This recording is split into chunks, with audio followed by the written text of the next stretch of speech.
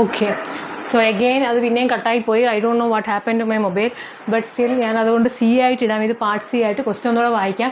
A gas has n number of freedom in degrees of freedom, the ratio of specific heat of gas at constant volume to specific heat of gas at constant pressure. അപ്പോൾ നമ്മളോട് ചോദിച്ചേക്കുന്നത് what is the ratio of specific heat of gas at constant volume എന്ന് പറഞ്ഞാൽ CV, specific heat of gas, molar specific heat of gas at constant pressure എന്ന് പറയുന്നത് CV by CPൻ്റെ ratio ആണ് ചോദിച്ചേക്കുന്നത്. നമ്മൾ normally degrees of freedom പറയുന്നത് എഫിലാണ്, but ഇവർ ഇപ്പോൾ ഇതിനെ ആ ഒരു എഫ് മാറ്റി എന്ന് തന്നിട്ടേ ഉള്ളൂ. So we know that CV is equal to CP ആദ്യം എഴുതാം. CP ഇസ് ഈക്വൽ ടു എന്താണ് R ഇൻറ്റു F/2 + 1, ഓർ ഇവിടുത്തെ കേസിൽ R ഇൻറ്റു നമുക്ക് N/2 എന്ന് എഴുതാം. N/2 + 1 and then CV is equal to R into N/2.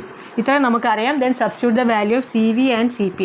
CV by CP is equal to R into N/2 by CV by CP ആണോ? ഇത് CP by CV ആണോ ചോദിച്ചേക്കുന്നത്? R into അവർ CP is R into F/2 എന്ന് പറഞ്ഞാൽ N/2 + 1 വന്നു.